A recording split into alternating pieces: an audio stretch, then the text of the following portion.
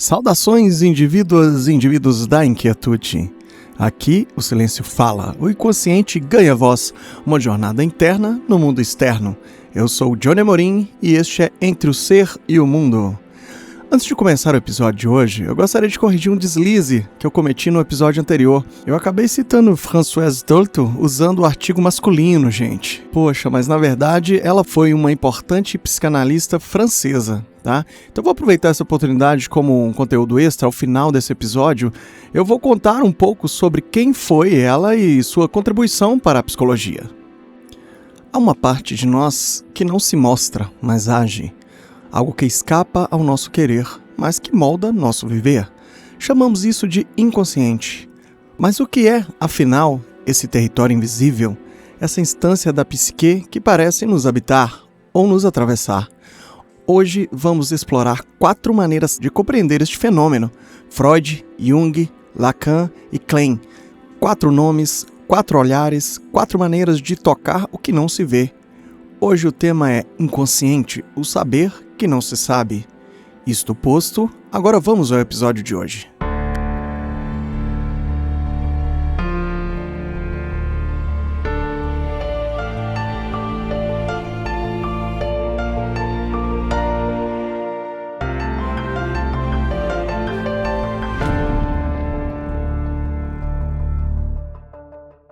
Sigmund Freud, médico vienense, no final do século XIX, inaugurou a psicanálise, propondo uma ideia revolucionária, que nem tudo que sentimos, fazemos ou pensamos é consciente. Essa proposição não era apenas ousada, ela era ofensiva ao orgulho humano. Freud identificou o inconsciente como a terceira ferida narcísica da humanidade. Depois da Revolução Copernicana, que tirou a Terra como o centro do universo, da Darwiniana, que tirou o ser humano do centro da criação, e a psicanálise veio nos lembrar que você não é o senhor em sua própria casa. Essa frase de Freud é um tapa na cara da nossa ilusão de controle. E ele disse isso para mostrar algo crucial. Nós não somos totalmente donos do nosso próprio castelo interno. Ele está falando diretamente sobre o nosso tema aqui, o inconsciente. A casa é a nossa mente, e o senhor seria o eu consciente, a parte que acha que comanda tudo, que decide racionalmente. Mas Freud revela que esse consciente é só a ponta do iceberg. Já veremos isso aqui. O inconsciente para Freud é um sistema psíquico onde encontram desejos reprimidos, traumas e memórias recalcadas. Conteúdos incompatíveis com o ego consciente. Ele não é apenas um porão obscuro, ele é ativo, pulsante e retorna sob disfarces. A origem da palavra recalcamento, traduzida diretamente do alemão, significa empurrar para longe. É como quem tenta esconder algo, mas esse algo insiste em voltar. E é por isso que Freud se volta para os sonhos, que ele chama de via régia ao inconsciente. Um sonho banal pode esconder um desejo infantil.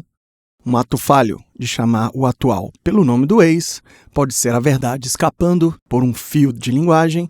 Por exemplo, alguém que sempre se atrasa a compromissos importantes pode estar inconscientemente recusando a autoridade ou evitando situações ansiogênicas, sem saber que o faz, claro. Então, o método psicanalítico busca, portanto, interpretar estes sinais, ouvir o que não foi dito, decifrar o enigma do sintoma. Para Freud, o inconsciente é dinâmico, conflictivo, sexualizado e também infantil. Ele fala em uma linguagem arcaica de desejos primitivos, reprimidos pelo superego e distantes da moral vigente. Freud sabia que o inconsciente não era um bloco tão homogêneo. Ele é estruturado em camadas, só que se revela parcialmente. Então é uma linguagem cifrada, né? E a análise? É uma escuta, uma travessia. O analista interpreta, reconstrói, traduz, mas não impõe. O sentido deve emergir do próprio analisando. O inconsciente, diz Freud, é atemporal, ignora a contradição e deseja sempre. E ele se revela parcialmente, uma linguagem cifrada, como eu já disse, em sonhos, esses atos falhos, lapsos na linguagem. Um exemplo literário, o romance de Ulisses, de James Joyce, ele explora as correntes de pensamentos inconscientes. os fluxos livres da psique, que o Freud interpretaria como manifestações simbólicas do inconsciente. É já um caso real, é um caso clássico da Ana O, que foi tratado por Joseph Breuer e relatado por Freud. Então, sintomas físicos sem causas orgânicas, que ao serem verbalizados em análise, se dissipavam. A fala se torna um caminho para acessar o consciente, né? Então, eu deixo aqui o seguinte questionamento. Você já disse algo aí sem querer e depois pensou, por que eu falei isso? Será que foi um simples erro ou um sinal do inconsciente? Pense.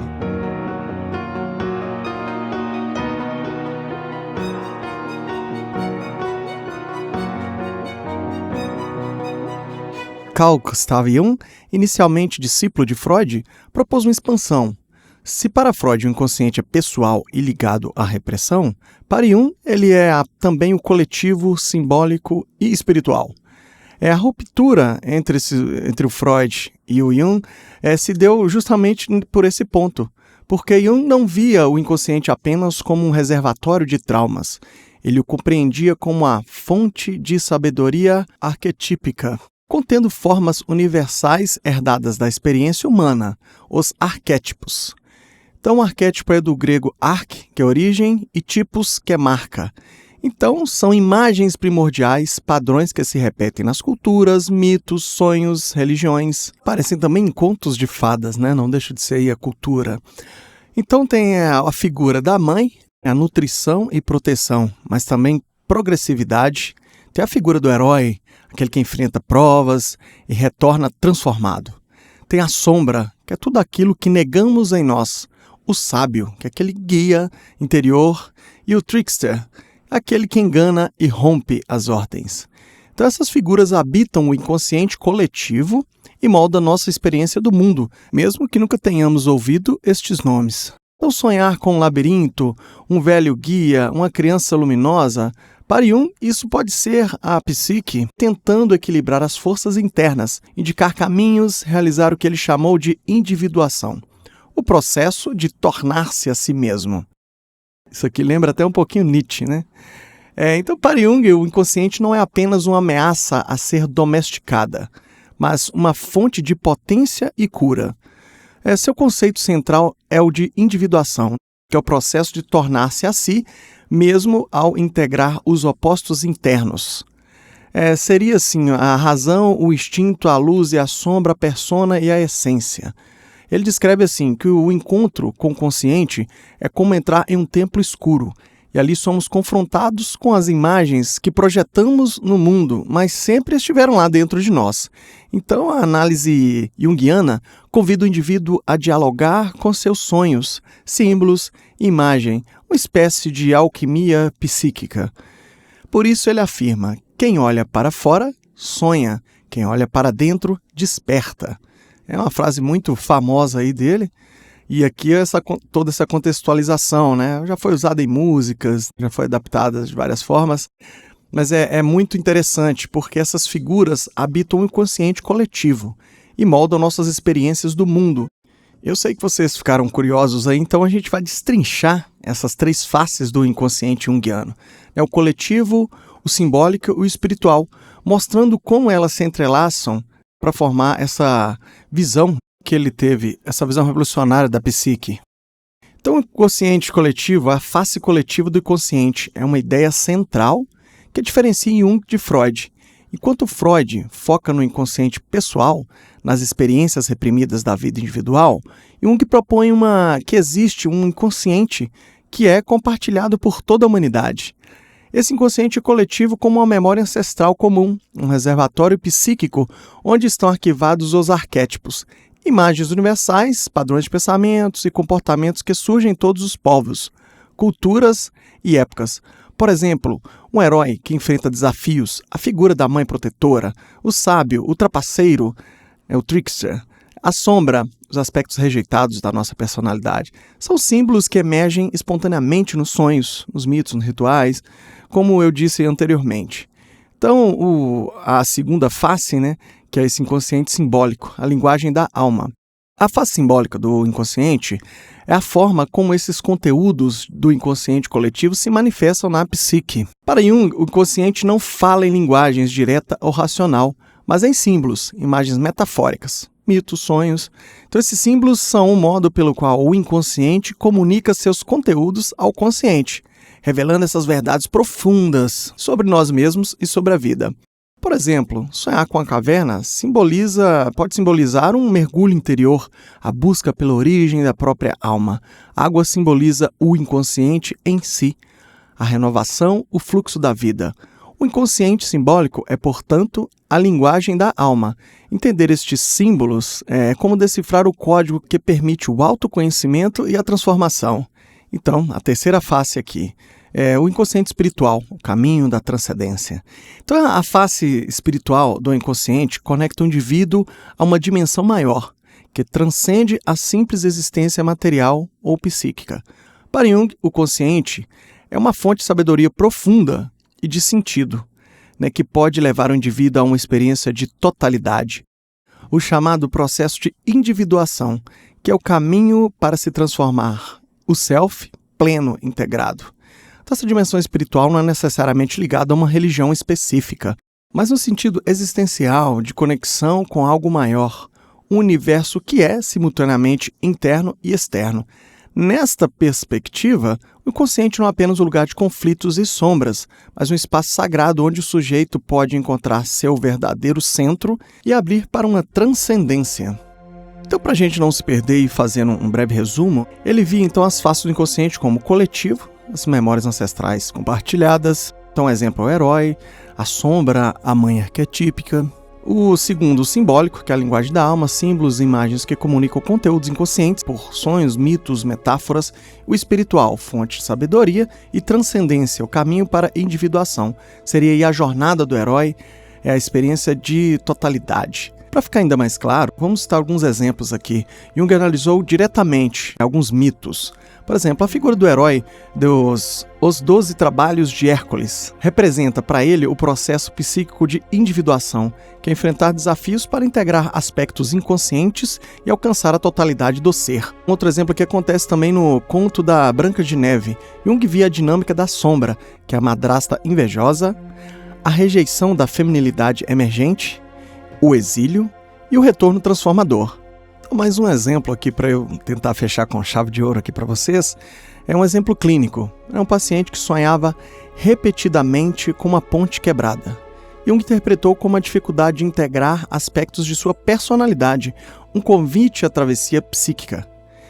Então, vou deixar mais um questionamento. Você já teve um sonho que pareceu mais real que a vigília? Vigília é quando você está acordado. Talvez fosse um arquétipo emergindo. Lembre esse sonho.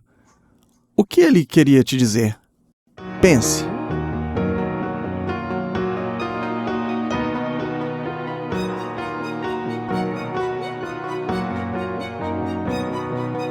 Vamos passar agora para a nossa terceira parte e falar um pouco sobre Jacques Lacan, psicanalista francês do século XX. Ele retoma Freud, mas com um novo olhar, influenciado pela linguística, filosofia e o estruturalismo. Então, sua tese fundamental, como que era? O consciente é estruturado como uma linguagem. Isso significa que o consciente não é um reservatório nem uma coleção de imagens simbólicas. É um campo de significantes, uma ordem simbólica que nos antecede e nos constitui. Desde o nascimento, somos inseridos em uma linguagem que nos dá nome, lugar, sentido. E com isso, somos atravessados por desejos que não são nossos, são do outro. Para Lacan, não há um eu profundo que guarda verdades ocultas. Há um sujeito dividido, falado, fragmentado pelo desejo do outro. Então, o inconsciente se manifesta em lapsos, trocas de palavras, equívocos linguísticos, mas também no modo como o desejo se encena. Então, Lacan também resgatava a ideia de que o inconsciente não sabe que sabe. Ou seja, ele guarda saberes, mas não em forma do conhecimento disponível. Conhecimento que a gente pode acessar a qualquer hora. Então, os sintomas não são apenas disfarces de desejos reprimidos, como em Freud, mas encenações de algo que não pode ser simbolizado. Um exemplo, alguém desenvolve uma fobia de elevadores, pode estar encenando uma angústia relacionada à castração simbólica, uma sensação de perda de controle, de queda ou de impotência diante do desejo do outro. Então, assim, Lacan ele é enigmático, por assim dizer. Ele diz que a verdade só pode ser dita a meio dizer, ou seja, só podemos tocar o real por contornos, alusões e cortes. A clínica lacaniana é, portanto, uma escuta rigorosa da cadeia significante. O que se repete, o que falha, o que resiste à nomeação. Por isso, a escuta analítica precisa ser sutil, aberta, atenta ao detalhe, ao modo como a palavra escapa, como o silêncio se impõe.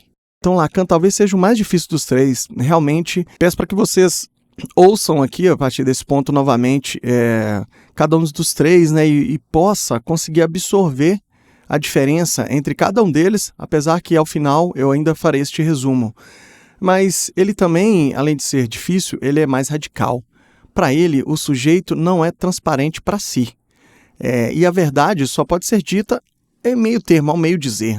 Então, o Lacan ele dedicou vários seminários à análise de Hamlet, que é o personagem do Shakespeare, usando esse personagem para discutir a função do desejo e da castração simbólica. Para ele, Hamlet é alguém paralisado diante do desejo, o outro, o pai, no caso. Ele não lhe deixou um lugar claro na estrutura simbólica. O drama não está no que ele faz, mas no que ele não consegue desejar. Ser ou não ser? É para Lacan o dilema do sujeito dividido entre o real da morte e o simbólico da linguagem. Lacan reinterpretou o mito de Édipo, não como uma história de desejos reprimidos, mas como um drama da linguagem e da entrada na ordem simbólica. Para ele, o Édipo não diz respeito a um desejo sexual literal, mas à estrutura do desejo moldada pela lei do pai. A gente vai ter aqui também um episódio futuramente para falar do Édipo, né, tão polêmico, mas isso vai ficar para um próximo episódio. Lacan usa também o mito de Narciso para construir sua teoria de estádio do espelho, o momento em que o bebê se reconhece em uma imagem e forma o eu imaginário. Uma alienação fundamental. O sujeito se torna outro para si mesmo e vive dividido entre o que é e o que vê. Então, portanto, vamos dizer assim que Lacan não fazia essas análises pops, né, mais no estilo Jung, mas suas referências culturais, muitas delas vindas da tragédia grega e da literatura clássica, têm um papel central em sua teoria. Seu estilo é mais denso, filosófico, estruturado pela linguagem, mas ainda assim profundamente conectado ao imaginário cultural, né? Então, tentei quebrar um pouquinho a sequência complexa, né, de tratar Lacan. Merece até um episódio extra, né, um episódio exclusivo. E vamos continuar falando dele, então, assim, que enquanto Freud pensava o inconsciente como uma instância dinâmica e pulsional, Jung como um reservatório arquétipo e coletivo, já Lacan radicalizou a estrutura para ele. O inconsciente é estruturado como uma linguagem. Essa fórmula não é mero recurso estilístico, né, mas um deslocamento profundo na maneira de pensar o psiquismo. O consciente, para Lacan, não é uma coisa escondida. É o modo como a linguagem nos habita, nos ultrapassa e nos constitui. Somos falados antes de falar, atravessado por significantes que nos antecedem e nos moldam. A verdade do indivíduo está nas fendas do discurso, nas formações como atos falhos, sonhos, sintomas e repetições. Então, o desejo não é da ordem da vontade consciente, mas sim aquilo que se articula como falta, entre o significante e o gozo impossível. Desejamos o que não sabemos, o que o outro deseja e o que nos falta por estrutura. Vou deixar aqui pra gente mais uma questão. Você já se perguntou quais palavras te habitam antes mesmo que você pense nelas? Quais desejos são seus e quais são do outro? Pense.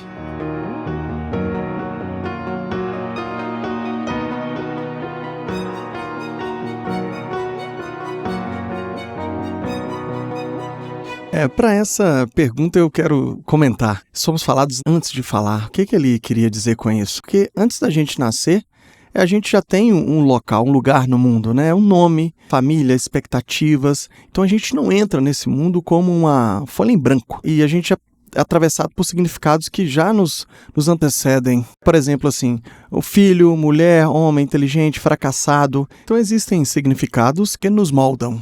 Como que é esse aspecto da moldagem? Não somos indivíduos que dominam a linguagem como uma ferramenta externa. Somos, ao contrário, sujeitos submetidos à linguagem.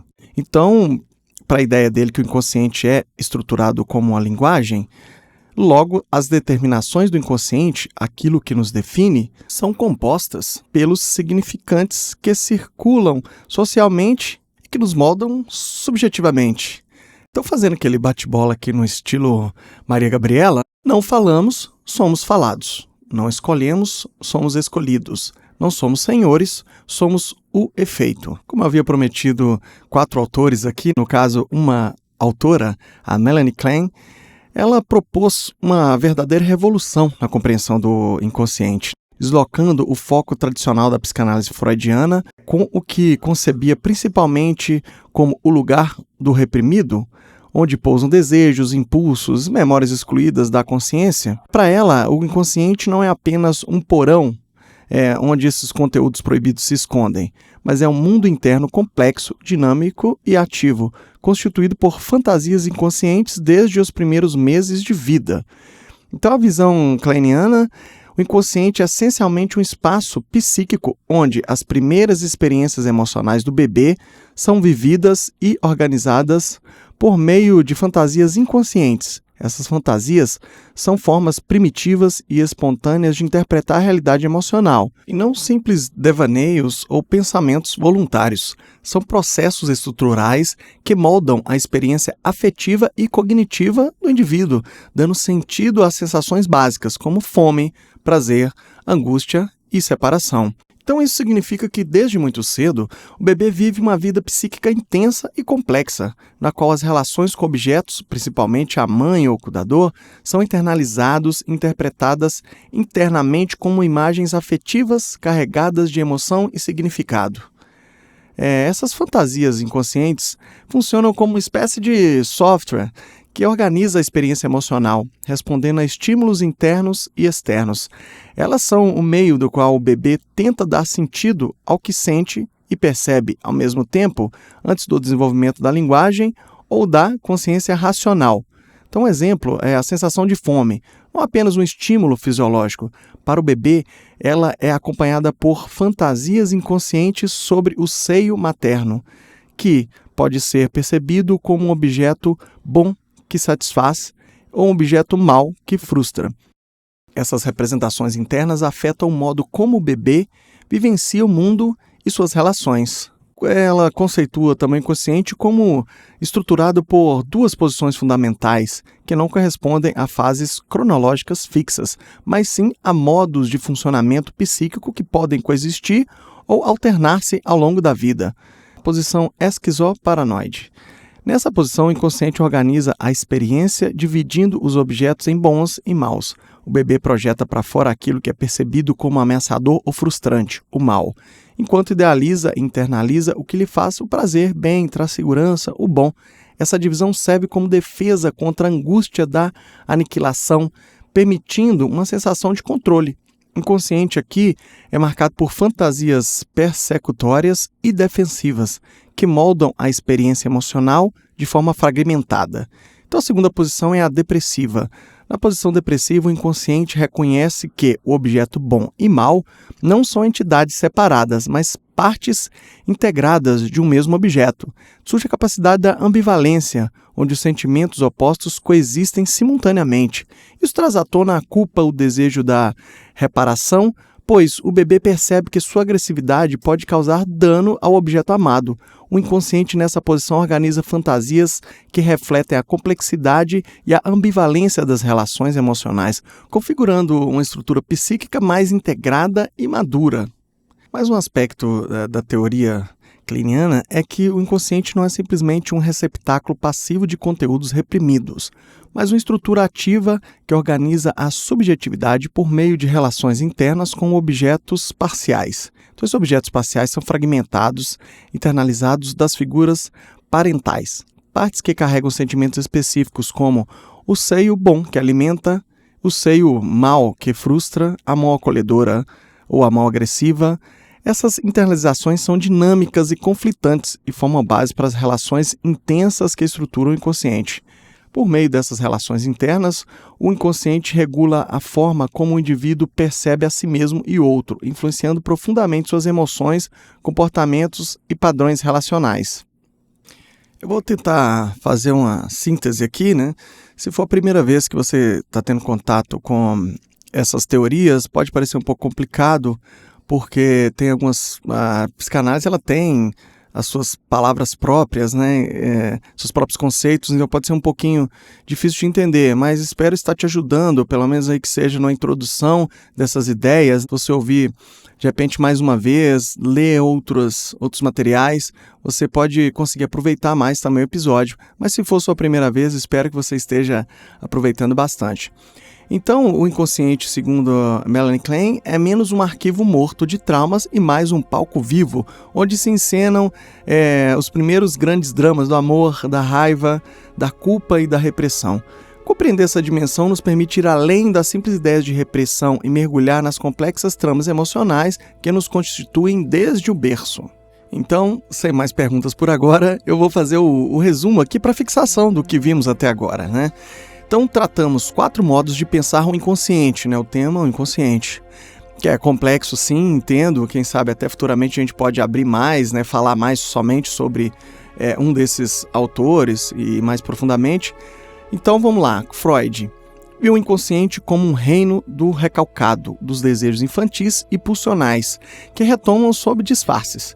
Ele fundou a psicanálise como escuta desses sinais, como dissemos, nos sonhos, atos falhos, sintomas. Já Jung ampliou essa visão, propondo o inconsciente coletivo e os arquétipos como estruturas simbólicas universais, que orientam nossa jornada interior. Para ele, o inconsciente é também fonte de sentido e integração. Já Lacan reformulou tudo a partir da linguagem. O inconsciente, segundo ele, se articula como um texto cifrado, produzido pela fala do outro. Não há essência profunda, há um sujeito dividido, falado e desejante. Já para Klein, o inconsciente é como um mundo interno de fantasias que organiza nossas relações desde o início da vida. Então, o inconsciente é a ausência que pesa, a presença que não se mostra, mas que organiza nossa maneira de ser no mundo. Cada um desses teóricos nos oferece uma chave diferente para acessar o que em nós se oculta, mas insiste. Eu vou fazer indicação aqui de alguns filmes. Tem o Freud, Além da Alma, de 62. Tem a série Westworld, para refletir sobre a linguagem, desejo, a subjetividade à luz da leitura lacaniana. Tem também o filme, podemos rever o filme Matrix, né? Sobre a lente de Jung e Lacan, o Neo como um herói em busca de si, atravessando o desejo do outro.